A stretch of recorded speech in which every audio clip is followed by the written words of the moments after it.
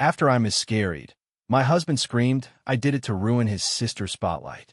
His family held me down on the floor of the house I paid for. 2 years later, he saw my new son and demanded custody. There's a word for family that I used to believe in, a word built from shared blood and last names, from holiday gatherings and inherited traditions. I saw it as a fortress, a place you were born into, a place that was supposed to keep you safe. For years, I stood on the outside of that fortress, peering in, yearning for the warmth I saw within its walls. My own childhood was a quiet, lonely affair, marked by the absence of a large, boisterous family. So when I met David and was introduced to his, I thought I had finally found my way inside. I didn't realize then that some fortresses aren't designed to keep dangers out, but to keep prisoners in. And I didn't realize I was paying for the privilege of my own imprisonment. It started with the house. Not just any house, but the house. A sprawling 2-story colonial in a neighborhood with manicured lawns and towering oak trees. It was Eleanor's, my mother-in-law's, dream for her son. My dream was simpler, a home filled with love and laughter. I thought the two were aligned. My grandmother, the only source of warmth in my quiet childhood, had left me an inheritance of $150,000. It was all I had of her, a tangible piece of her love and sacrifice. I remember the conversation as if it were yesterday. We were in David's sterile bachelor apartment, the air smelling of leather and his expensive cologne. I had the passbook in my hands, its worn cover feeling sacred. My grandmother wanted me to have a secure future, I said, my voice soft. David took my hand, his grip a little too tight, his thumbs stroking my knuckles in a way that was meant to be soothing but felt like an assessment. And this is it, Chloe. This is our future. Imagine it, he'd said, his voice a low, persuasive hum. Thanksgiving dinner's in that dining room, our kids running in that backyard. Eleanor was there too, of course. She'd placed a cool, dry hand on my shoulder. Her perfume, a cloying gardenia scent, filled the air. It's not just a house, dear, she'd purred, her smile never quite reaching her cold blue eyes. It's an investment in the family, a foundation. Your contribution would mean so much. It would show you're truly one of us. Truly one of us. Those were the magic words. The key to the gate I'd been waiting for my whole life. I ignored the faint, uneasy feeling in my gut. I ignored the way David's eyes flickered toward his mother for approval. I let myself be swept away by the vision they painted, a masterpiece of family unity with my inheritance as the canvas. I signed the checks, transferred the money for the down payment, and watched my grandmother's legacy become their asset. For a while, the illusion was perfect. I poured my heart into that house, painting walls, planting a garden, choosing furniture. I hosted Sunday dinners, determined to master Eleanor's complicated recipes. But the gilding on my cage began to flake away in small, almost unnoticeable chips. The toxicity wasn't a flood, it was a slow, steady drip. Eleanor would walk through the home I was creating, her thin lips pressed into that tight smile. The color you chose for this room is bold, Chloe. Very you. She'd run a finger along a countertop I just cleaned and sigh faintly. She had a habit of adjusting her pearl necklace just before delivering a criticism, a physical reinforcement of her own perfect facade. My sister-in-law, Ashley, was a different kind of poison. She was David's younger sister, the golden child, 7 months pregnant and soaking in the family's adoration like a sunflower. Her conversations with me were laced with condescending pity. She'd pat her perfectly round stomach and say things like, "You'll understand when you're a mother, Chloe. There are certain family traditions, a certain way of doing things." The implication was always clear. I was an outsider, a temporary guest who didn't understand the rules of their exclusive club. Her jealousy was subtle but sharp. She knew I had a master's degree and a budding career before I met David, something she, who had married young and never worked, did not. Her pregnancy was her victory, the one arena where she could definitively outshine me. David was the architect of my confusion, a master of gaslighting. I'd approach him after a particularly cutting remark from his mother. My feelings hurt. I think your mom was upset about the dinner tonight. He'd frown, feigning concern. Honey, you're being so sensitive. Mom loved it. You're just tired. You're overthinking things. Your memory has been a little off lately, hasn't it? He'd frame my valid emotional responses as instability, making me question my own perception of reality. Then, the biggest chip fell from the gilded cage. I was 12 weeks pregnant. David and I were the only ones who knew. It was our secret, a fragile bubble of joy I was desperately trying to protect. But the joy was marred by a constant, draining fatigue and waves of morning sickness that left me pale and weak. Thanksgiving was approaching, and with it, the expectation that I would host the entire extended family, 30 people. I don't know if I can do it, David, I whispered one evening, curled on the sofa, a wave of nausea rolling through me. The doctor said I need to rest. He knelt beside me, his expression a careful performance of sympathy. I know, babe, but we can't cancel now. It would break Mom's heart. Ashley is so excited to tell everyone the gender of their baby. It's a big day for the family. My discomfort was an inconvenience to their plans. A few days later, he came home from work in a flurry of activity, dropping a thick manila folder onto the coffee table. What's all this? I asked, my head pounding. Just boring house stuff, he said, waving a hand dismissively. The bank and the insurance company are a mess. They need all these forms signed and filed before the holiday. It's just to finalize the escrow and property tax details. He pulled out a pen. It's a huge pain, I know. Can you just sign where I've put the little X's? The lawyer's courier is coming in the morning. He exuded an air of stressed urgency. I saw a stack of intimidating documents filled with dense legal jargon. I was so sick I could barely focus. He pointed to several signature lines, spread across different pages. I trusted him. He was my husband. He was the father of the child growing inside me. So, while my body screamed at me to lie down, I sat up and signed. I signed my name on the lines he pointed to, my hand moving automatically. I didn't see the page in the middle of the stack, the one with the words "Quitclaim Deed" at the top. I didn't know I was signing away my home, my security, my entire $150,000 investment. I was just a trusting wife, a sick, pregnant woman, signing what I thought was a formality. I was signing my own eviction notice, handed to me with a kiss on the forehead. The fortress, I was beginning to learn, had its own set of secret weapons, and I had just handed them the one they needed to destroy me. Thanksgiving Day dawned gray and cold, a perfect mirror of the dread that had settled deep in my bones. The house, usually my sanctuary, felt like a stage set for a play I hadn't rehearsed. By noon, it was filled with the boisterous energy of 30 relatives. The air was thick with the scent of roasting turkey, Eleanor's overpowering gardenia perfume, and the low hum of simmering family tensions. I moved through the chaos on autopilot, a fixed, brittle smile plastered on my face. Every step was an effort. A sharp, intermittent pain pulsed low in my abdomen, a secret alarm bell only I could hear. I refilled wine glasses, complimented cousins on their new haircuts, and laughed at uncle's tired jokes, all while a cold sweat trickled down my back. "Chloe, darling, you look a little pale," Ashley cooed, gliding past me with a hand protectively on her own swelling belly. Her eyes, however, held a triumphant glint. "You have to have more stamina than this if you're ever going to keep up. Motherhood is a marathon, you know."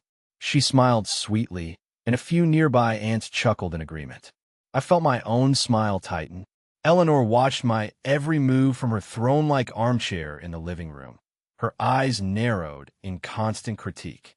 I was the producer, director, and lead actress in the grand performance of her perfect family holiday, and she was the judge, ready to pounce on any flawed line or missed cue. The breaking point arrived with dessert.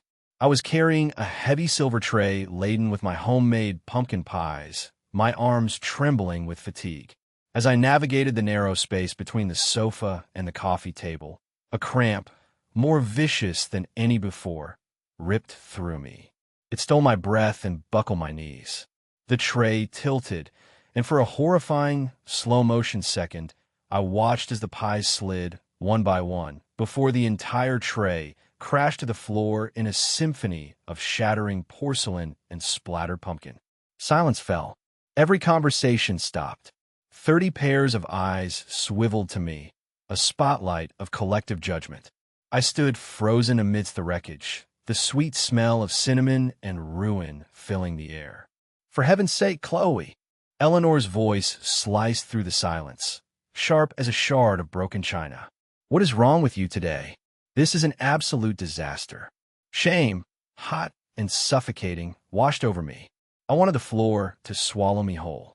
I mumbled an apology and bent to clean up the mess, but another wave of pain, sharper this time, made me gasp. I straightened up, pressing a hand to my lower back.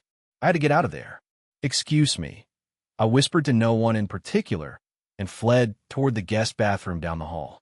Inside, I locked the door and leaned against it, my heart hammering against my ribs. I looked down. The front of my dress was stained with pumpkin, but as I smoothed it out, I saw another color. A dark, crimson stain was blooming on the light beige fabric of my maternity slacks. A cold, clinical horror washed through me as I realized what was happening. It wasn't just cramps. It wasn't just fatigue. It was my fragile, 12-week bubble of joy bursting. Sobs, raw and silent, shook my body as I sank to the cold tile floor. The muffled sounds of the party seemed a world away.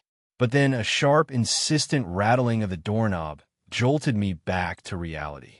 "Chloe, open this door right now." It was David. Before I could answer, the lock clicked. He must have had a key. The door swung open, and he stood there, his face a mask of thunderous rage. He took in the scene, me on the floor, the blood, my tear-streaked face, and his expression twisted into something uglier than anger. It was disgust. He grabbed my arm, his fingers digging like talons, and hauled me to my feet. "What is this? What new drama are you creating?" he hissed, dragging me out of the bathroom and back down the hall toward the now-silent living room. He didn't just walk me. He paraded me, a prisoner being presented for sentencing. He shoved me into the center of the room, and I stumbled, catching myself on a chair. Every family member was staring, their faces a mixture of morbid curiosity and cold judgment. "You did this on purpose." David's voice boomed, echoing in the cavernous room. He pointed a shaking finger at me. "You couldn't stand it. You couldn't stand one day being about someone else. You couldn't stand that Ashley is having a baby, so you had to find a way to ruin everything." The accusation was so monstrous, so detached from reality, that I couldn't even form a word. I just stared at him, my mind reeling. Eleanor rose from her chair, gliding to his side like a wraith. She placed a hand on his arm, a gesture of solidarity in their shared delusion. "He's right," she said, her voice dripping with venom. "She's always been jealous of Ashley. So pathologically selfish. Look at what she's done. Anything for attention." "No," I finally whispered, the word a fragile puff of air. I'm bleeding. I need a doctor." "You're not going anywhere," David snarled. He took a step toward me, and I flinched back. He shoved me hard. I lost my balance and fell to my knees on the expensive Persian rug. As I tried to push myself up, strong hands grabbed my upper arms, pinning me. I looked up in horror. It was Eleanor on my right, her manicured nails digging into my flesh, and Robert, my silent, passive father-in-law, on my left, his face a grim, emotionless mask. He wouldn't even meet my eyes. "Get out of my house," David said, his voice dropping to a low, terrifying growl. He stood over me, a judge delivering a final, irrevocable sentence. I looked around the room, my eyes pleading with the silent jury of aunts, uncles, and cousins. Some looked away, studying the pattern on the wallpaper. Others just stared, their faces blank. No one moved. No one spoke. Their silence was their consent. In that moment, I understood. This wasn't a family. It was a cult, and he was their leader. He walked to the entryway, grabbed my purse and my thin autumn coat from the hook. He strode back, opened my purse, and pulled out my phone. With a chilling deliberation, he raised it high and smashed it down onto the stone hearth. The screen spiderwebbed into 1,000 pieces.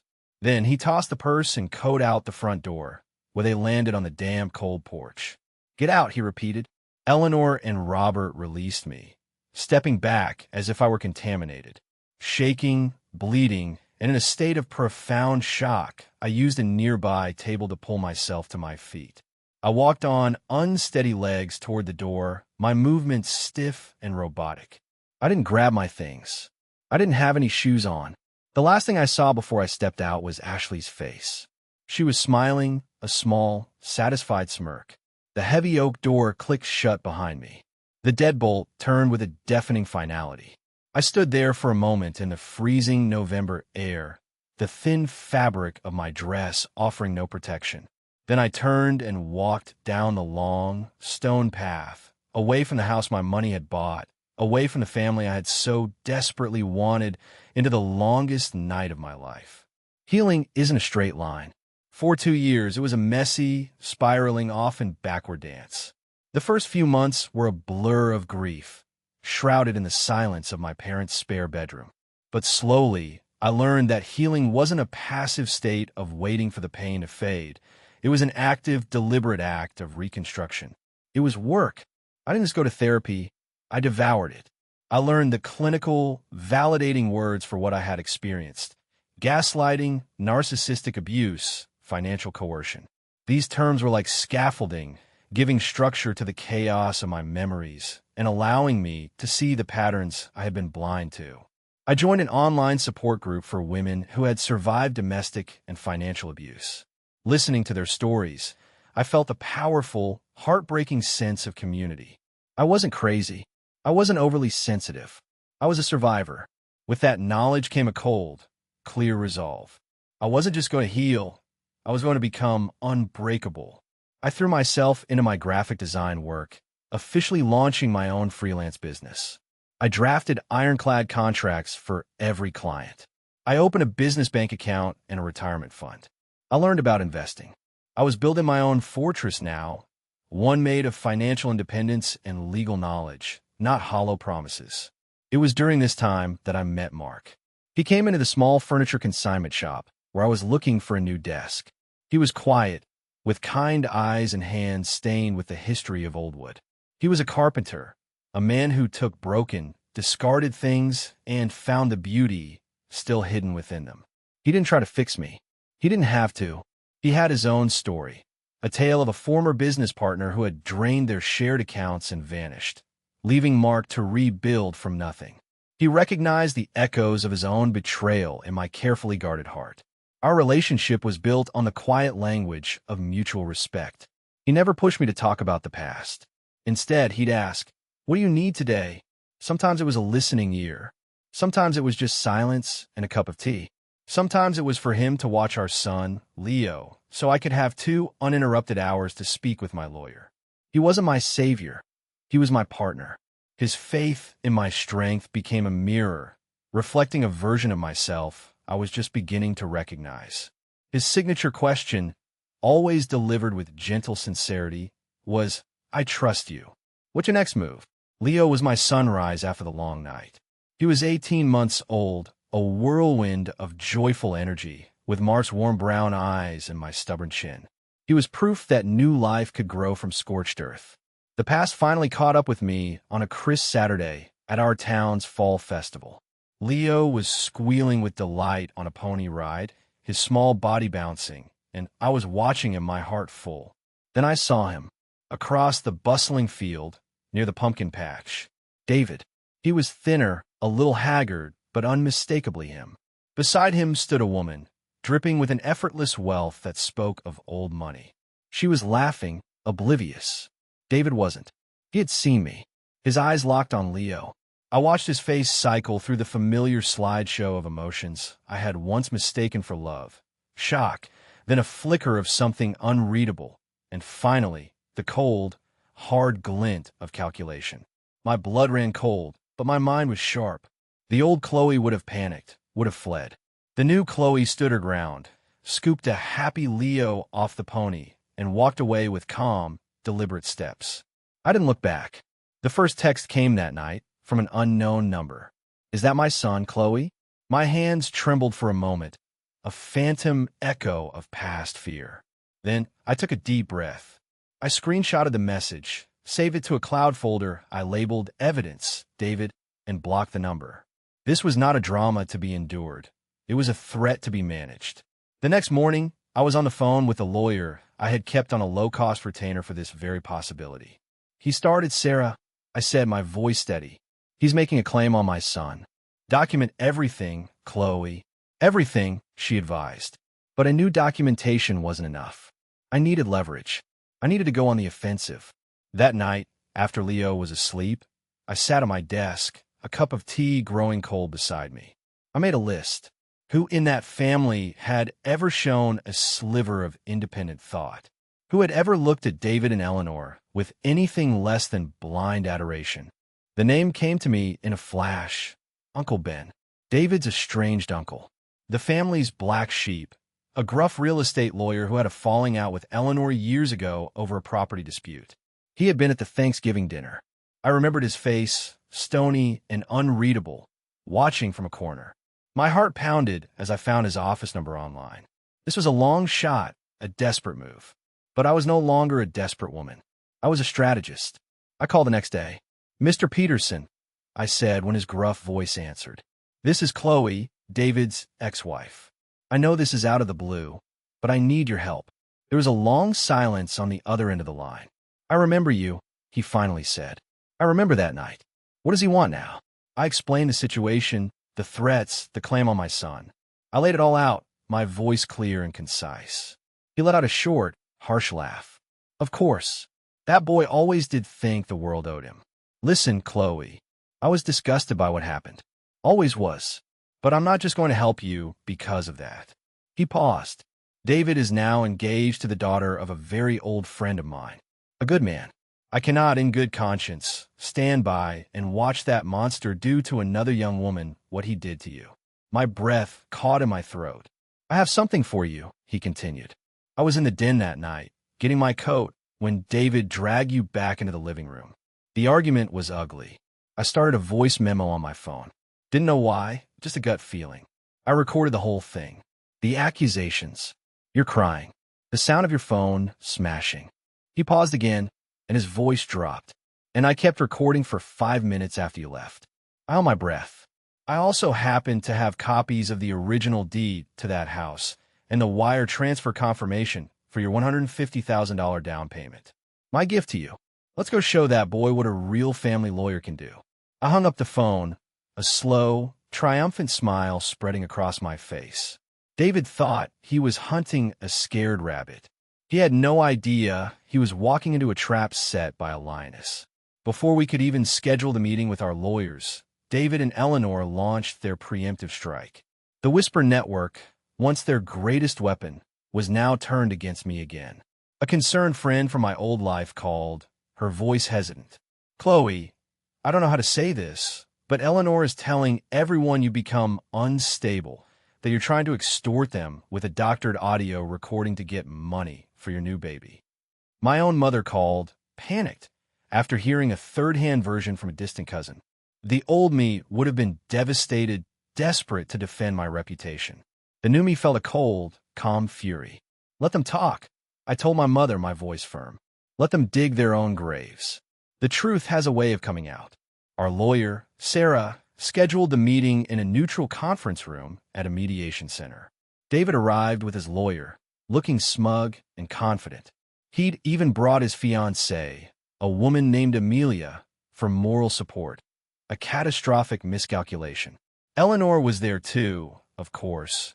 Not officially part of the legal proceedings, but seated against the back wall like a queen observing her court, her presence intended to intimidate. David's lawyer began, outlining their case. He painted a picture of a troubled, emotional woman, me, who had a dramatic breakdown, stormed out of the family home, and was now lashing out with false accusations in a desperate bid for money. David nodded along, performing his role as the long-suffering husband perfectly.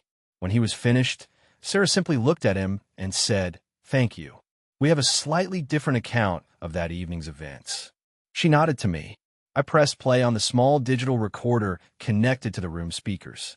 The recording was crystal clear, my voice small and pleading. Then David's, booming with rage. "You did this on purpose. You couldn't stand that Ashley is having a baby. Eleanor's sharp voice joining in. So pathologically selfish. Anything for attention. My desperate whisper. I'm bleeding. I need a doctor. The sound of shove, my gasp of pain. The distinct, chilling sound of my phone screen shattering against stone. The conference room was utterly silent. I watched as the color drained from David's face. His lawyer's jaw was tight. Amelia, the fiancée, was staring at David, her perfectly made-up face a mask of dawning horror. Eleanor sat frozen, her pearl necklace suddenly looking like a choke chain. But Sarah wasn't finished. "Please continue listening," she said quietly. The recording continued past the sound of the front door closing. There was a moment of silence, and then Eleanor's voice, no longer shrill, but low and conspiratorial. "Good. That's her gone. Now we can finally sell the house. I got David to have her sign that quitclaim deed last month. Told her it was just a formality for the home insurance. He's a good boy. He got it done." The silence that followed was absolute. It was the sound of a dynasty crumbling. The sound of pure, unadulterated truth. It wasn't just assault. It was premeditated, felonious fraud. Amelia was the first to move. She stood up, her movement stiff.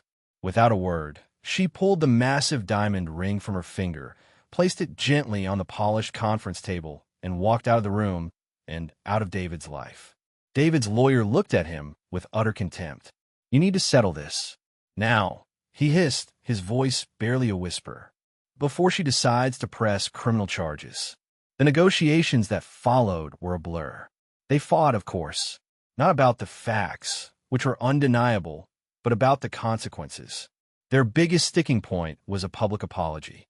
Eleanor would rather have her teeth pulled than admit fault to the world. That's when Sarah and I played our final card.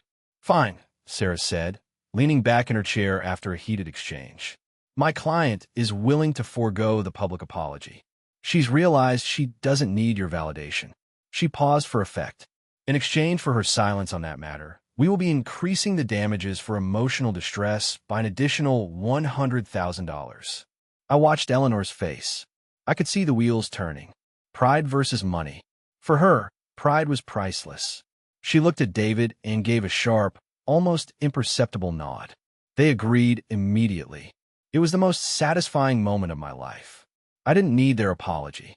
I needed them to pay for my son's future, and in their arrogant desperation to save face, they handed it to me. The aftermath was swift. I received a check for $400,000. My initial investment, plus interest, plus damages. A permanent, legally binding restraining order was placed on David, Eleanor, and Robert. The Whisper network that had once condemned me now feasted on their downfall.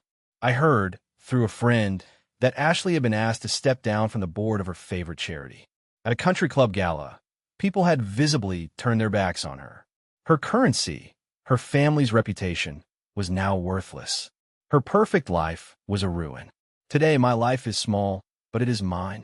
I'm sitting in the backyard of the modest home I bought with my own money. The air smells of cut grass and blooming roses. Mark is pushing Leo on a swing he built himself, and our son's laughter is the only music I need to hear. This place is not a house. It is a home. The first was a gilded cage I paid to be locked in. This one is a sanctuary I built from the ashes. They took a house from me, but in doing so, they gave me back myself. I look at my son, so safe, so loved, and I feel no bitterness, only a profound and calculated peace. Sometimes, losing what you think you want is the only way to find what you truly need. I have to ask, have you ever experienced a loss that, in the end, turned out to be your greatest liberation?